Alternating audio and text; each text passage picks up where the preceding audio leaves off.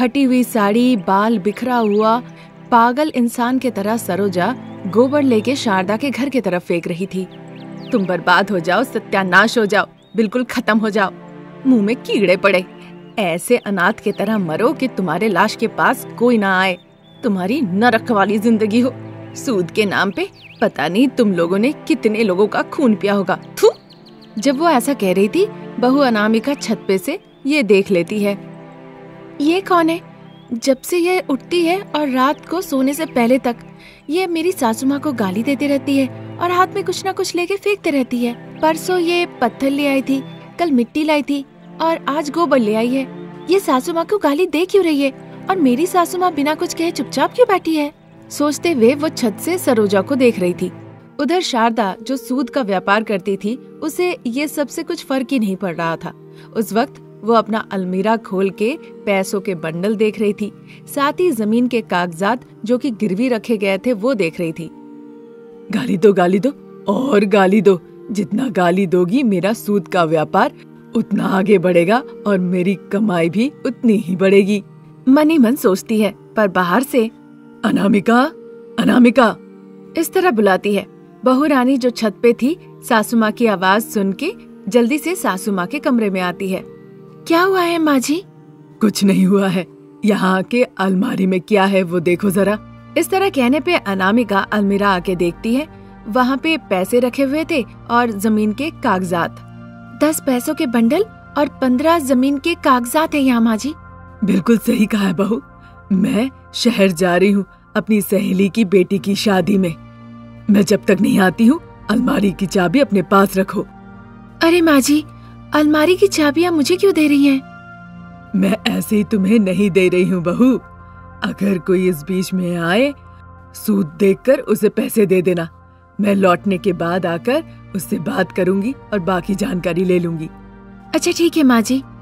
लेकिन सावधान बहू, एक एक नोट 2-2 बार गिन के तभी देना। कभी कभी 2-2 नोट एक साथ चिपक जाते हैं, नहीं तो हमारा ही नुकसान हो जाएगा। शारदा इस तरह कह रही थी, पर अनामिका शारदा की एक भी बात नहीं सुनी। उसे तो बाहर सरोजा की गालियां और बददुआएं सुनाई दे रही थी। वो शारदा से पूछने का सोची, माँ जी ये बाहर इतनी जोर जोर से चिल्ला रही है, ये पागल महिला कौन है? तुम्हें लग रहा ना कि ये पागल औरत है? तो पागल औरत के बारे में मत सोचो, ना ही उससे बात करो। सावधान रहना बहू ऐसे पागल औरतों से। इस तरह कहकर शारदा अलमारी की चाबियां उसे दे देती है। उधर खेत के पास ससुर जी प्रसाद और समधी जी चक्रवर्ती बैठे हुए थे। भाई साहब, बेटी अनामिका कैसी है? मेरी बहू है वो, एकदम अच्छी है। शारदा अनामिका का बहुत ख्याल रखती है। बढ़िया भैया, सास बहू अच्छी रहे वही बड़ी बात है। वो तो ठीक है चक्रवर्ती, तुम्हारी पत्नी का कुछ पता चला? नहीं भैया, मेरी पत्नी की कोई खोज खबर नहीं है।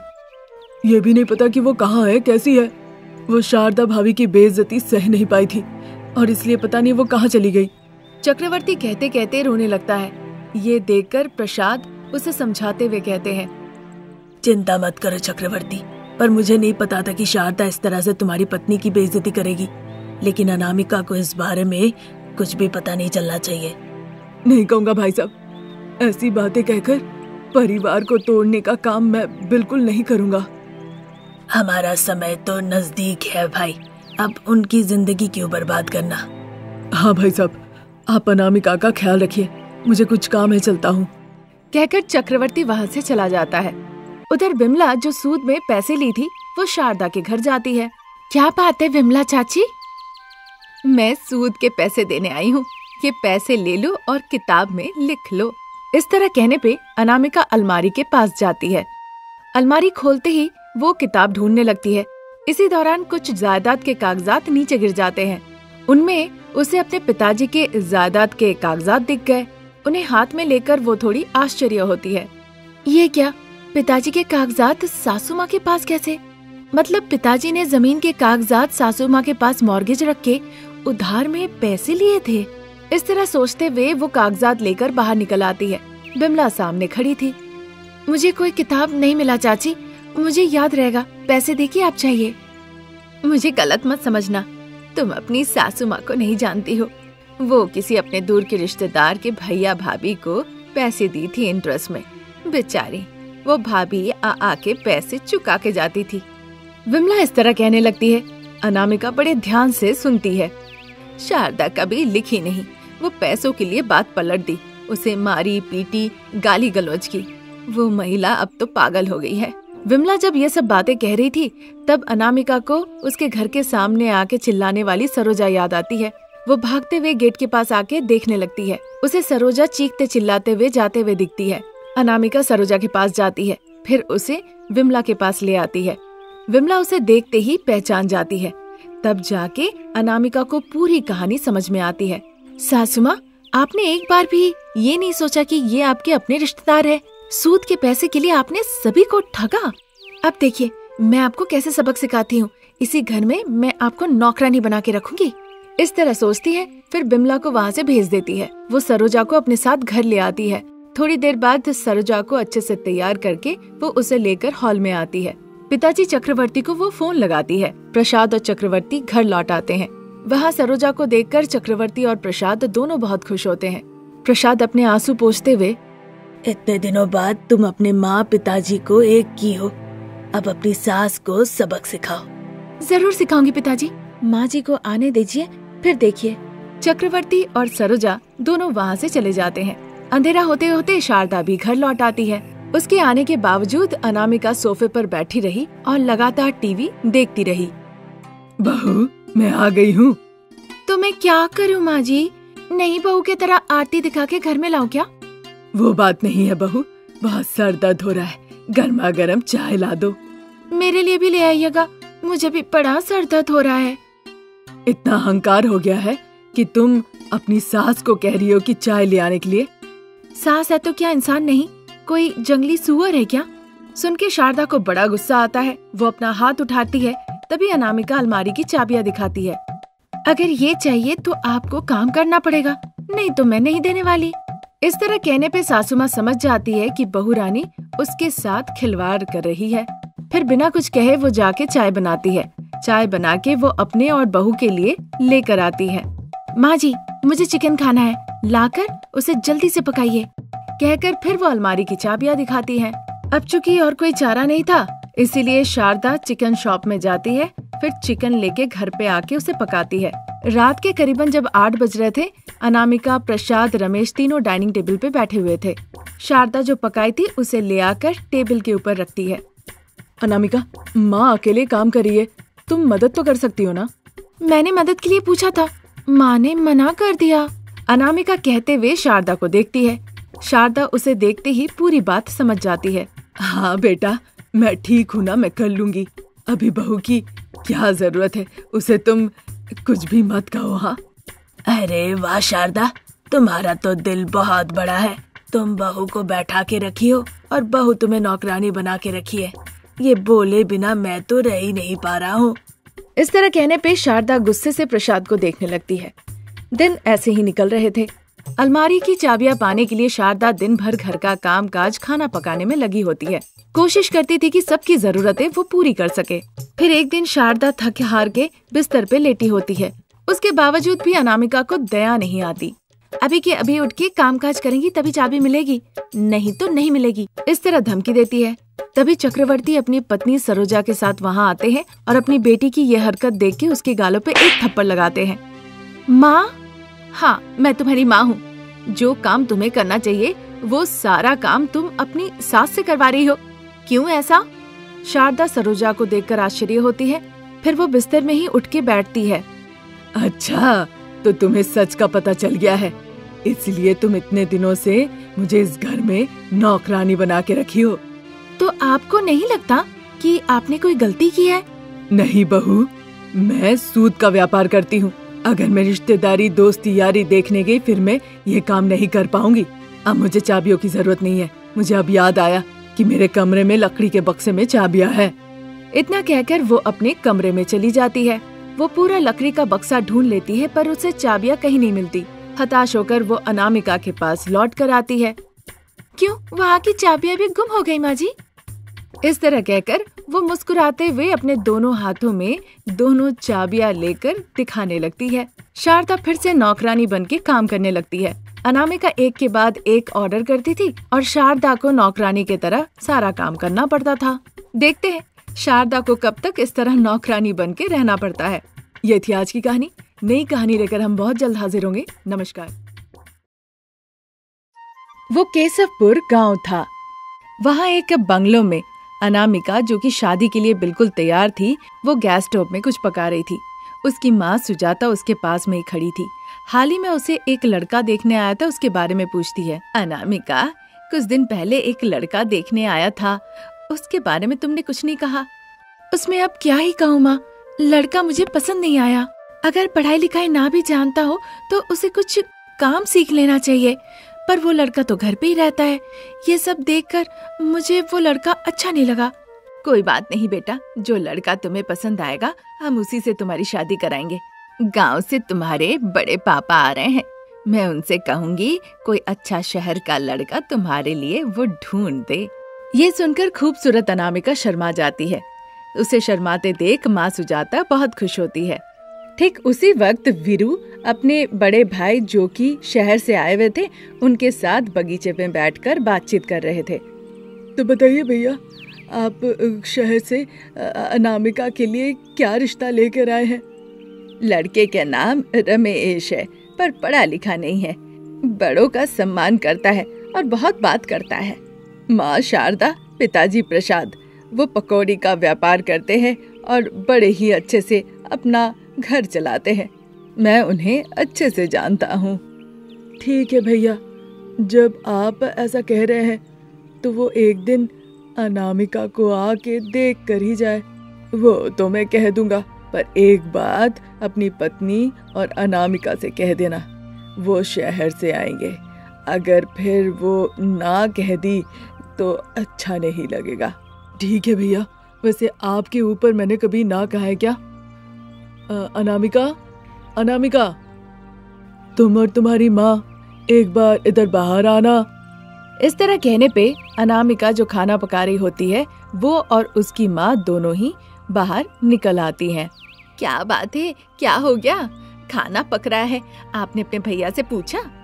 खाना हम बाद में खा लेंगे, लेकिन भाई साहब ने अनामिका के लिए एक रिश्ता देखा है।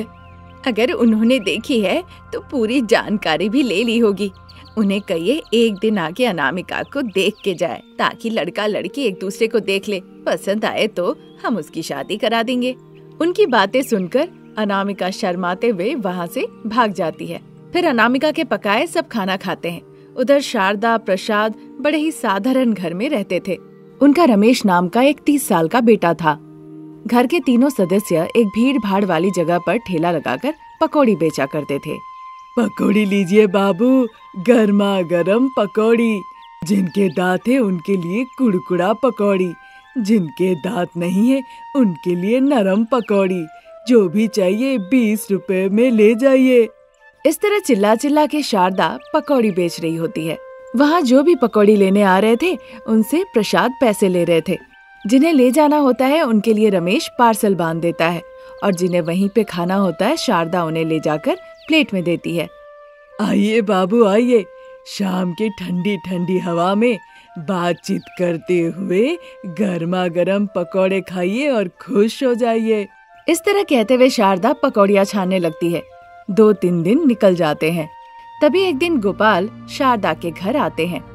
बहन, मैंने आपको बताया था ना मेरे भाई के परिवार के बारे में। उनकी बेटी के लिए आपके बेटे की बात चलाई है। अच्छा दिन देखकर वो लड़की देखने बुलाया है। बताइए कब जाना चाहेंगी? कल अच्छा दिन है भैया, कल ही हम देखने चलेंगे। ये सुनकर गोपाल खुशी खुशी वहाँ से चला जाता है। अगले दिन वीरू के गांव के घर में शारदा, रमेश और प्रसाद जाते हैं। गोपाल वीरू के बगल में जाकर बैठते हैं। सुजाता, गोपाल की पत्नी, और सावित्री अनामिका को अच्छे से तैयार करके उनके सामने लेकर आती हैं। रमेश, अनामिका एक दूसरे को देखते ही पसंद कर लेते हैं। अनामिका शर्मा जाती है। देखिए भाई साहब, गोपाल जी आपको हमारे बारे में सब कुछ बताया होगा, फिर भी एक बार मैं कहता हूँ, हमारा बस एक ही बेटा है, ज्यादा पढ़ा लिखा नहीं है, पर पकौड़ी का व्यापार करके हम लोग सभी बहुत खुश हैं। आपके बारे में और दामाद जी के बारे में भैया ने हमें पहले ही बताया है। मेरी बेटी भी बहुत पढ़ी लिखी तो नहीं है, पर बहुत अच्छी है। घर का काम काज, खाना पकाना बहुत अच्छे से कर लेती है। अब जिस दिशा में चलने को कहेंगे वो वैसा ही करेगी। भाई साहब, हमें दहेज वहेज में कोई दिलचस्पी नहीं है। जो देंगे आप अपनी बेटी को ही देंगे। वो हमारे घर की एकमात्र बहू होगी। ये सुनकर अनामिका बहुत खुश हो जाती है। फिर वहाँ से किचन में आके वो स्वादिष्ट भोजन बनाती है। गोपाल और प्रसाद बातचीत करते हैं।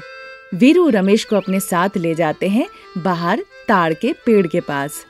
अंकल, आप मुझे यहाँ क्यों ले आए? ये क्या कह रहे हो बेटा?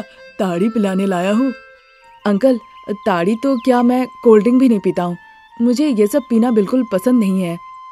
अरे बेटा, शराब अच्छी नहीं होती है, लेकिन ताड़ी अच्छी है, पी लो। अरे नहीं अंकल, जबरदस्ती मत कीजिए।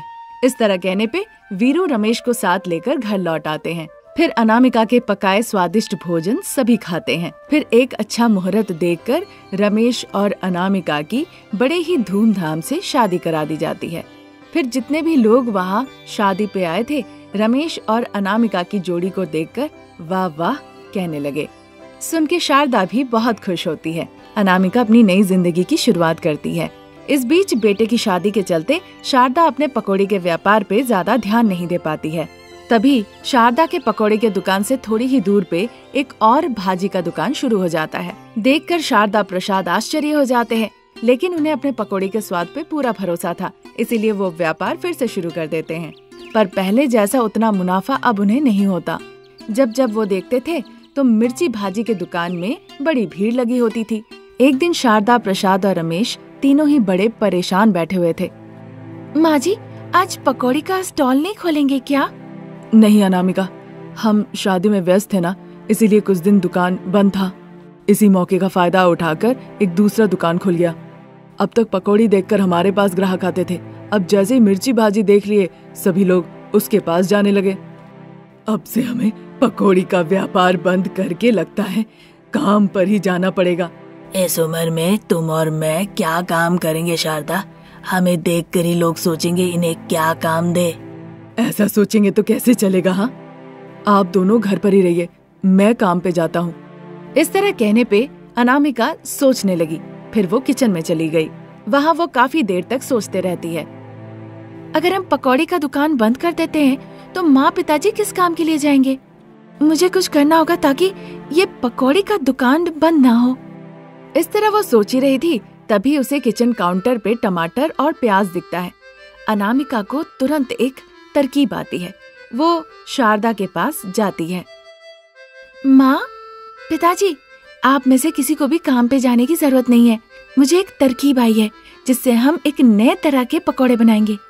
वो कौन सी तरकीब है बहू? माँ जी, अब तक हम अपने पकौड़ी के ठेले पे सिर्फ एक ही तरह के पकौड़ी बना के बेचा करते थे। हाँ, वो तो है बहू। अब ऐसा नहीं होगा माँ जी। अब से हम 5-6 तरह के पकौड़े बना के उन्हें बेचेंगे। 5-6 तरह के पकौड़ी? वो कैसे बहू? टमाटर पकौड़ी, प्याज पकौड़ी, आलू की पकौड़ी, धनिया की पकौड़ी, करी पत्ता की पकौड़ी। इस तरह हम 4-5 तरह के पकौड़ी बनाएंगे। इस तरह अनामिका का बात सुन के सबका चेहरा खिल उठता है। अरे वाह बहू, तुमने बड़ा अच्छा सोचा है। फिर उसके दूसरे दिन से ही अनामिका के पकौड़ी के दुकान पे तरह तरह के पकौड़ी मिलना शुरू हो जाता है। दुकान के पास बैठकर प्रसाद प्याज काटते हैं, शारदा घोल बनाती है, रमेश टमाटर धोता है और अनामिका माइक लेके कहने लगती है, पकौड़ी बाबू पकौड़ी, गर्मा गर्म पकौड़ी, टमाटर पकौड़ी, आलू पकौड़ी, प्याज पकौड़ी, धनिया पकौड़ी, करी पत्ता पकौड़ी, तरह तरह के गर्मा गर्म पकौड़ी, जो चाहेंगे वही पाएंगे। इस तरह वो जोर जोर से कहती है। वहाँ से जो भी गुजरते हैं उसकी बातें सुन के उसके दुकान पे आने लगते हैं। पकौड़ी खाने यहाँ पे आइए, 20 रुपए में तरह तरह के पकौड़ी खाइए, पसंद ना आए तो पैसे वापस ले जाइए। इस तरह कहकर अनामिका पकौड़ियाँ बनाने लगती है। जिनको पकौड़ी खाना होता है वो अनामिका के ठेले पे आते हैं। ग्राहकों को अनामिका प्लेट भर के पकौड़ी खिलाती है। पकौड़ी के स्वाद अच्छे होने के कारण ग्राहक पेट भर के स्वादिष्ट पकौड़ियाँ खाते हैं। अब रात हो चुकी थी। मेरी गांव की बहू, अच्छी तरकीब दी है तुमने। जितने भी हम सामान लाए थे, आलू, टमाटर, प्याज, धनिया, करी पत्ता, सब खत्म हो गए और पूरा पैसों का बक्सा भी भर गया। ये सुनकर अनामिका बहुत खुश होती है। इस तरह गांव की बहुरानी अपनी तरकीब लगा के व्यापार को आसमान तक ले जाती है। ये थी आज की कहानी। नई कहानी लेके फिर हाजिर होंगे। नमस्कार।